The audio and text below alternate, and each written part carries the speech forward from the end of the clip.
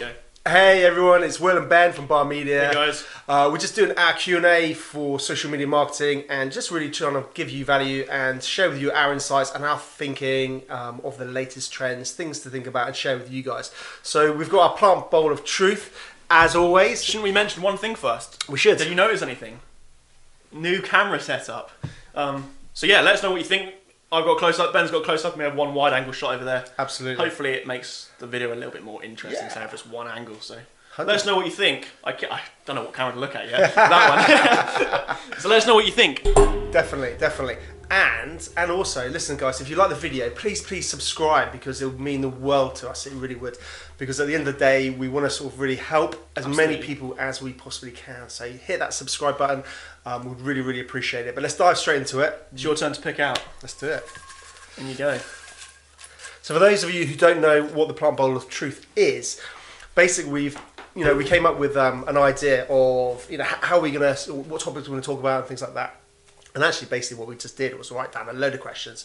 Got some people to contribute to some questions as well. And if you've got a question, maybe just put it in the comment section, because this is what it's all about. It's really helping you guys out, answer anything to do with digital marketing, social media marketing, anything like that. So the downside is it might take a while to pick your question out. However, it will always get picked out, and it'll keep it a little bit on the spot, so it's a little bit more interesting. Very good point. Because you never know what's going to come out. We don't know. It's going to be good. It's literally off the cuff, so there's no planning with this at all. If you can't read it, just pass it over. Okay, I think this is going to be quite a relevant question for you, Will. Huh? The question is, what kind of content works best? Interesting. So, Will, what kind of content works best? As with everything, there's just throw it away. As with anything, there's a lot of variables, I think, in content, and what is very industry specific, goal specific, content that works best. Well, okay, it goes from scenario to scenario. So give me a scenario. Okay. And we'll try and work our way through them. Okay, so say most businesses have a Facebook page, don't they? Mm-hmm. So let's just kick off with Facebook. Okay, well, actually, let's rewind. Somebody's got Facebook, somebody's got Twitter, somebody's got Instagram. Do they post all the same content on all the platforms? Yeah, I think this is the biggest thing to tackle, because people don't actually know whether they should publish the same content across all the platforms, or they should come up with specific content, and maybe why the option I'll talk about is the right one. I think that content should be very different across each of the platforms. Obviously, very industry relevant and industry specific, so that you're targeting the right audience. However, I think it should be different, because each platform attracts different types of users, people that go on social media for different reasons, and therefore you want to be able to suit the content to that platform for the users that are using it for that reason. Another reason is you want to give people a reason to go and check out your other platforms. If they know they can watch the same YouTube video that's on Facebook as well, then there's no reason for them to actually go over to Facebook and to like the page, essentially. So if you have different content, people will watch the YouTube video, and then they'll be more inclined, because there's exclusive content that's very different to the YouTube stuff on the Facebook page. So it kind of acts as that cross-pollination. Audiences are mixing, and you're getting the best benefit out of everyone that essentially follows you.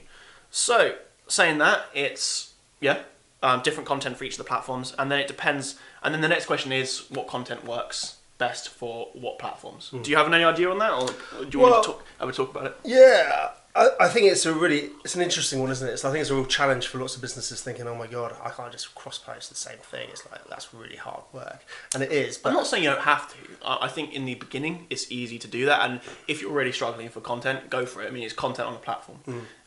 You'll just be losing the benefit of giving people a reason. Definitely.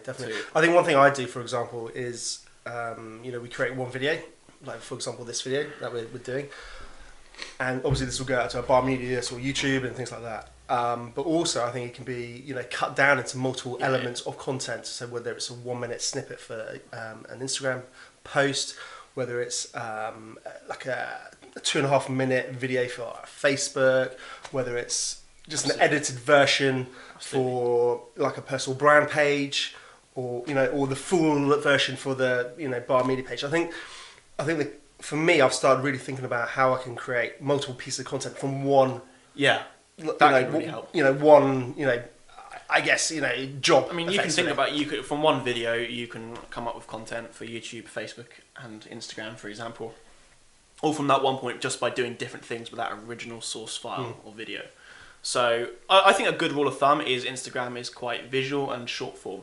So short form content such as just still images and very short videos up to a minute is what you can post on Instagram. I think that's what works well. So having like a couple of highlight reels for a video that lasts no longer than a minute is great for Instagram, or just still images, because that's what Instagram's built for. People go quickly for their newsfeed and watch and then go on.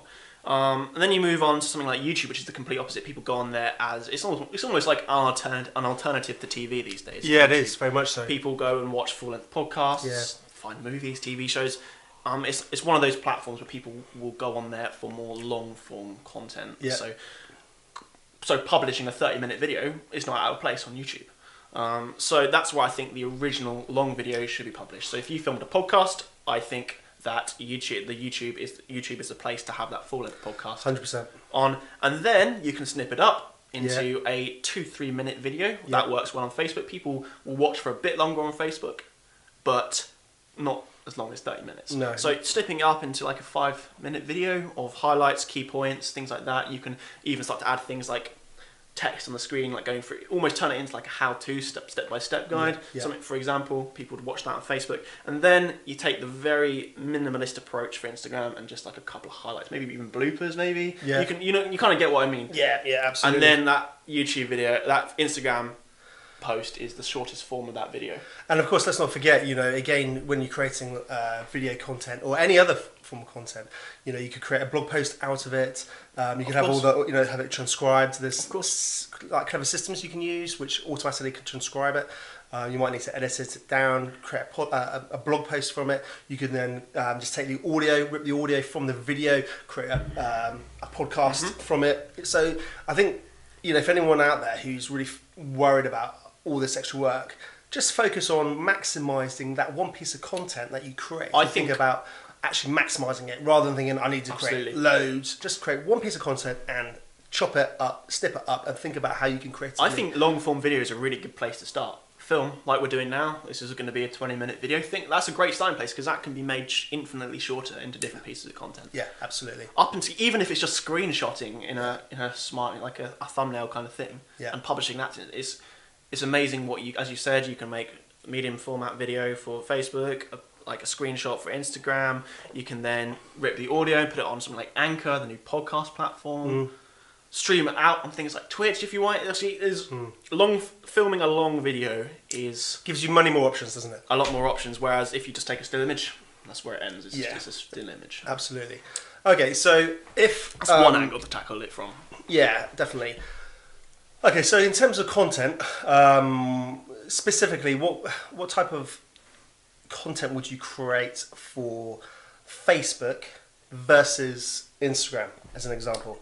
I think actually the next point to tackle that ties into that is, so one angle is what kind of content works on each platform, but the next angle is what sort of content should I actually be putting out in terms of, so for...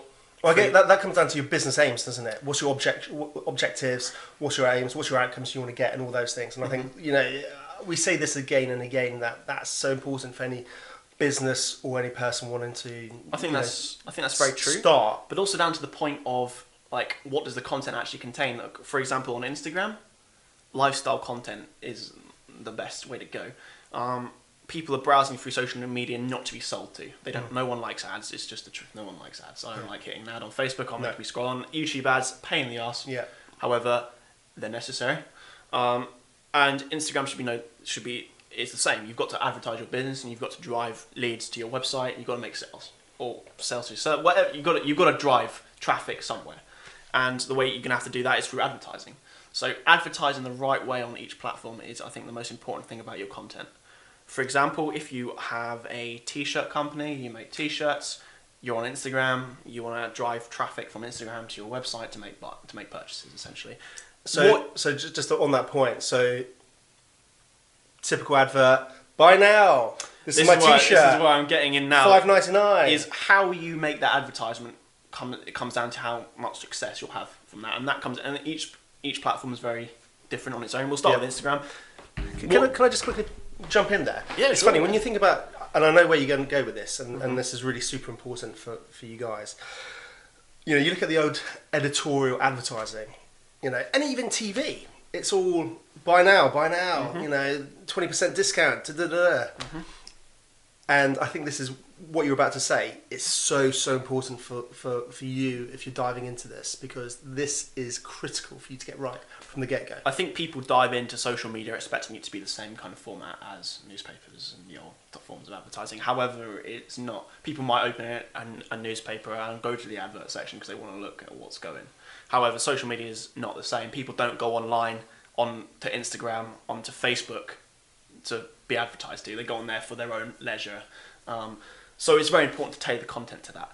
What I see a lot of mistakes are made on things like Instagram is where people publish the wrong content trying to be an advertising board.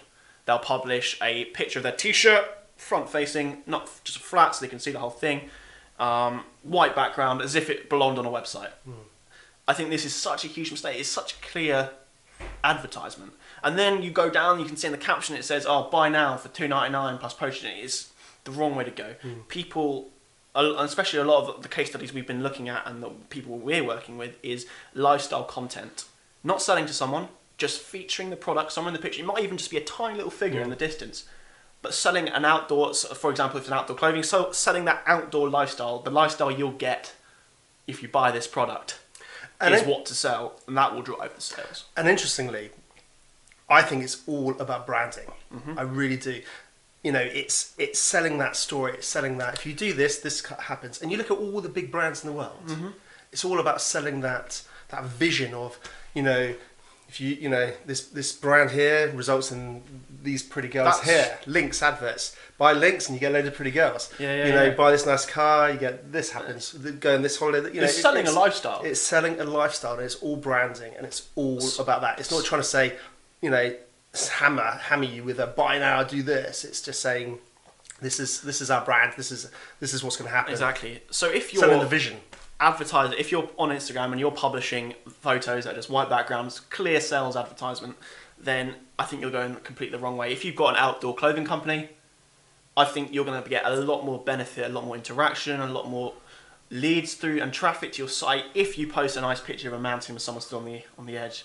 I think if you're selling outdoor clothing, you're trying to sell that. Like if you buy this coat, you're going to be able to see this kind of view. You're going to be getting to all these amazing places, and that's what drives people through. And there's a client that I work with on the photography, because if you don't know, I do photography as well. It's my main business as well as bar media. There's a client that I've been working with quite regularly over this year that have transitioned their content very slowly over to lifestyle content. And he read out his statistics. He just did his accounts, and his sales are up 250% on last year since publishing lifestyle content. And you might say, that's because he's growing bigger, but he is growing bigger, but it's on Instagram. If you dive into his website metrics, the majority of his traffic is coming, and I'm talking like high majority, like 89% of his traffic is coming through Instagram to his website. He doesn't have a store, it's like a physical brick store, it's just an online website. So 250%, and he's getting a lot more leads and traffic driven just off publishing someone stood on a beach. Isn't it fascinating? Because so many people, we're going off subject slightly, but so many people are fascinated or focused on SEO for their website and getting ranked number one, and of course all that's important. But actually, you know what? If you start driving huge volumes of traffic from a different source, you get the same outcomes, and that's what fundamentally people want. They want traffic to their website. Yes, go for SEO and go for the keywords optimization and all those things. But blimey, if Instagram can drive that much traffic to a website, then every business should be on Instagram and hitting it hard. I know I've been using the example of an outdoor lifestyle company because it's very easy to use things like clothing companies to say my point essentially. But I think this concept can be taken across any industry. For example, Ben runs mortgage brokers, and he's been publishing lifestyle content of people moving house. But the point is, it's not salesy, it's not talking about, it's offering value, and the captions and the picture is just someone enjoying their new home. Absolutely. And you get a lot more engagement, a lot more traffic, because people are not there to be advertised, they want to know about a lifestyle. 100%, I can agree more. And I think for any mortgage brokers, mortgage professionals, lenders, anyone in a industry, to be honest with you, because actually people don't care about the nuts and bolts of the nitty gritty. I think you got to sell whatever the dream is, whatever they're trying to achieve. I think you've just got to look at it a little bit outside the box. I mean, what is what is the dream outcome for someone that come to your services if you're moving house? The new house is buy a there. house. They don't want to know how much it costs. Yeah, they don't want to talk to us. In fact, they don't. In fact, they'll probably cringe at the cost because no one likes paying money. No. But if they have that, if they're sold that vision at the end, they're much more likely to be convinced. 100%. Again, in architecture, you could be publishing some real boring stuff about your surveying plans. But if you sell, how inspirational, beautiful. But if you show dreams. beautiful houses and things, Why do you think everyone loves what's his name? Grand Designs. Yeah. It's just the dream lifestyle. 100%. So I think you should be, if you're, no matter what industry you're in, you should be looking at it in a way, like, how can I make this appealing? What's the lifestyle and the story behind this? You know what it is actually all about? It's actually just forgetting about yourself and actually focusing on your consumer, your client. Put yourself in their 100%. shoes and actually think about what value can 100%. you give them, how you can step in and understand what they want to get out of it and their outcomes. 100%. So I think, without a doubt, I think we've all got to forget about ourselves 100%. and just focus on the client. And at the moment we've been talking about Instagram, but I think this is very cross-platform. No matter what platform you're posting on, you should be trying to sell a lifestyle, not necessarily a product. Absolutely. I mean, how quickly do you click skip ad on YouTube just from a generic ad? Like, I see a lot of time on Facebook with content that's really good is the content that's like, look at this amazing house. It's got 10 bedrooms, it costs £10 million, but people watch that, and it's actually from an estate agent. I saw one from Rightmove not long ago that was just talking about this amazing house. But it's lifestyle, it's not trying to sell Rightmove. No. It's just showing a room. So, Will, how does content differ, for example, on Instagram compared to Facebook? How would you approach the Facebook? Is Facebook a different type of style? Was it similar? I think you can get a little bit more advertising on Facebook because people use it for message boards and things like that. So you've got all these like buy and sell groups. So people are expecting to use it as a little bit more of an advertising platform than Instagram maybe. I still think you should keep it lifestyle. I think Facebook's more about video content than it is photo content. Photo content works best on Instagram, in my opinion. But you can publish photo content to Facebook. But I think where you'll really do well is short form video. Videos that last 5 minutes max. And they're just sharing some value or they're sharing something interesting. I think that's the way to go with Facebook, as talked about in the beginning. YouTube is then the longer form. I think you should be looking for at least 10 minutes plus on YouTube. Yeah. Because that's where people go for that. My feeling is with Facebook, it's a little bit like a glossy magazine.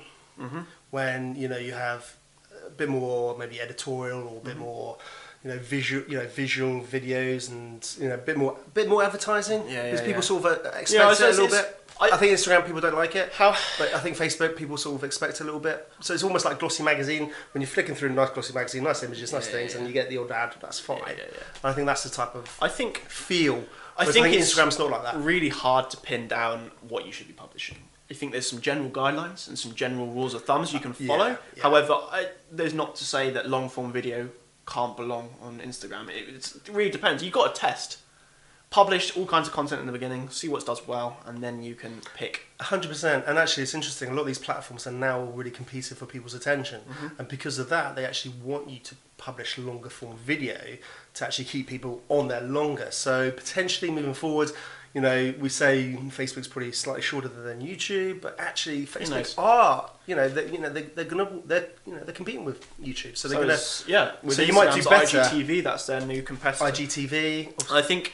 I think there's some general rules of thumb, but at the end of the day, you should just trial content and see how it goes. If it doesn't work, stop publishing it, change it up, and do something different until you get that sweet spot. I went through a lot of transitions of different types of content, different editing styles on my photos, before I landed on one that was a balance between engaging audience and it was also content that I was happy with and liked doing.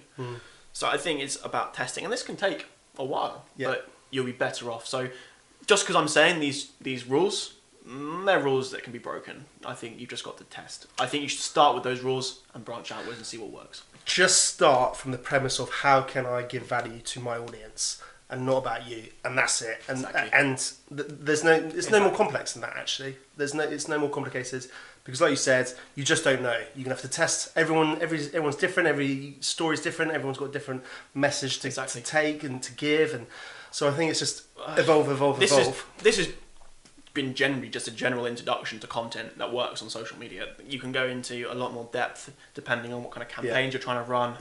whether you're trying to drive leads, you're trying to drive brand awareness and reach. Yeah, It can differ a lot, but this has just been a general introduction. Definitely. I think the rest of it is for another video because it can go very in depth and complicated. Absolutely, and I think it's very specific as well sometimes. But yes, hope you found that interesting. Definitely. Well, listen, guys, please do leave some comments in the comment section below. Let us know what you think. Let us know what your thoughts are as well, because we'd really be fascinated to hear what you think.